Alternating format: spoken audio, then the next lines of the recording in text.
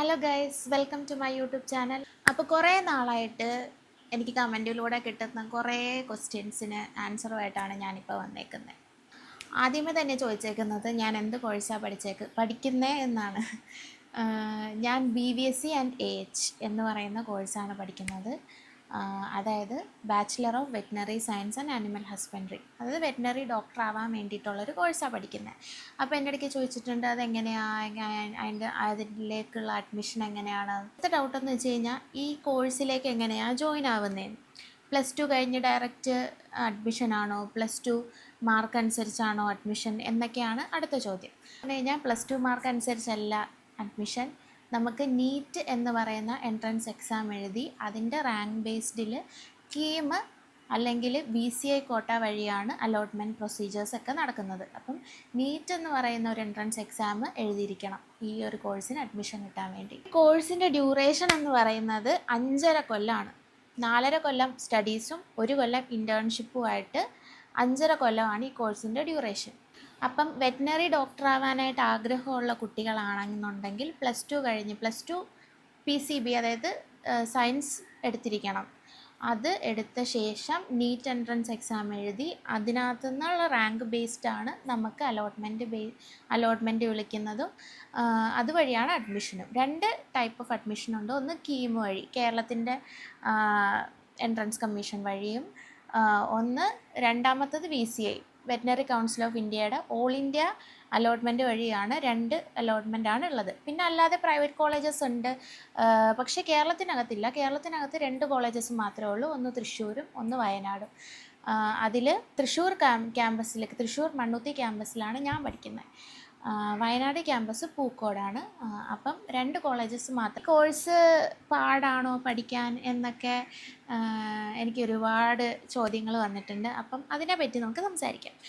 അപ്പം ഈ കോഴ്സിനെ പറ്റി പറയുകയാണെന്നുണ്ടെങ്കിൽ നമുക്ക് ഇപ്പം ഹ്യൂമൻസിന്, ഇപ്പം മെഡിസിൻ MBBS എടുക്കുകയാണെങ്കിൽ ഹ്യൂമൻസിൻ്റെ അനാട്ടമി, ഹ്യൂമൻസിൻ്റെ ഫിസിയോളജി, അവരുടെ അസുഖങ്ങൾ, അവർക്ക് ഉണ്ടാവുന്ന അത് മാത്രം പഠിച്ചാൽ മതി. പക്ഷേ ആനിമൽസിൻ്റെ കേസിൽ വരുമ്പം ഒരുപാട് വൈഡ് വെറൈറ്റി ഓഫ് ആനിമൽസ് ഉണ്ട്. അതിനകത്ത് റൂമിനൻസ് ഉണ്ട്, ഡോഗ്സ്, ക്യാറ്റ്സ്, ഹോഴ്സ്, പിഗ്, പിന്നെ എക്സോട്ടിക് ബേർഡ്സ് വരുന്നുണ്ട്, റെപ്റ്റൈൽസ് വരുന്നുണ്ട്. അതായത് നമ്മുടെ വേൾഡിലുള്ള എല്ലാവിധ ആനിമൽസിനെയും ചികിത്സിക്കാനുള്ള ഒരു ലൈസൻസിങ് ആണ് ഈ ഒരു കോഴ്സ് എന്ന് പറയുന്നത്.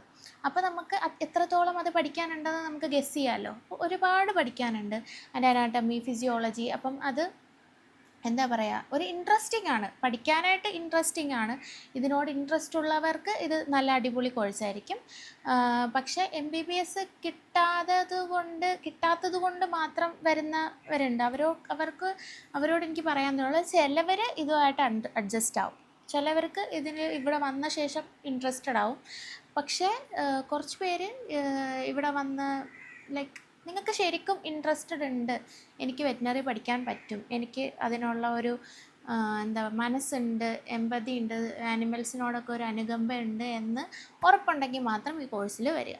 പിന്നെ കോളേജിനെ പറ്റി പറയാനാണെങ്കിൽ അടിപൊളി കോളേജാണ്.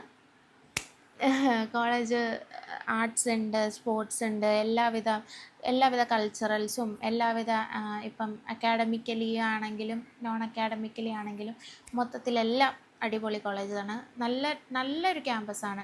320 ഏക്കറോളം ഉള്ള ഒരു വലിയ ക്യാമ്പസാണ്. അപ്പം നിങ്ങൾക്ക് വിചാരിക്കുന്നത് പോലെ എല്ലാ ക്യാമ്പസും അത്രയ്ക്കും അടിപൊളിയാണ്. പിന്നെ വേറെ എൻ്റെ അടുക്കൽ വന്നൊരു ചോദ്യമാണ് തൃശ്ശൂർ വന്നിട്ടുള്ള ഒരു എക്സ്പീരിയൻസ് എന്താണെന്ന്. സത്യം പറഞ്ഞു കഴിഞ്ഞാൽ ആദ്യത്തെ ഒരു 2 കൊല്ലം എനിക്ക് തൃശ്ശൂർ ഒരു ഹോമായിട്ട് തോന്നിയിട്ടില്ല. കാരണം ഞാനങ്ങനെ പുറത്തോട്ട് അങ്ങനെ ഇറങ്ങുന്ന ഒരു ടൈപ്പ് അല്ലായിരുന്നു. ഞാൻ ഇവിടെ തന്നെ ഇരുന്ന്, ഹോസ്റ്റലിൽ തന്നെ ഇരുന്ന് അങ്ങനെ ഒരു ഇതായിരുന്നു. അതിനുശേഷം ഇപ്പം കുറച്ച് നാളായിട്ട്, 2 കൊല്ലമായിട്ട് ഞാൻ തൃശ്ശൂരൊക്കെ ഇറങ്ങി, കോളേജുമായിക്കോട്ടെ ഒന്ന് മിങ്കിളായിട്ട് വന്ന്, അതൊക്കെ കുറച്ച് നാളേ ആയിട്ടുള്ളൂ. പക്ഷേ ഇപ്പം എനിക്കത് തൃശ്ശൂർ ഒരു ഹോമായിട്ട് ഫീൽ ചെയ്യുന്നുണ്ട്. എൻ്റെ നാട് ആലപ്പുഴ കഴിഞ്ഞ് കഴിഞ്ഞാൽ എൻ്റെ വൺ ഓഫ് ദ ഫേവറേറ്റ് നാടായിട്ട് എനിക്ക് തൃശ്ശൂരാണ് തോന്നാറ്. ഇപ്പം തൃശ്ശൂരുമായിട്ട് എന്തോ അറ്റാച്ച്മെൻ്റ് ഉണ്ട്. ഇപ്പം ഫൈനൽ ഇയർ ആയി. അപ്പോൾ ഇവിടുന്ന് ഇറങ്ങുമ്പോഴത്തേക്ക് എനിക്ക് ഭയങ്കര വിഷമമാണ്.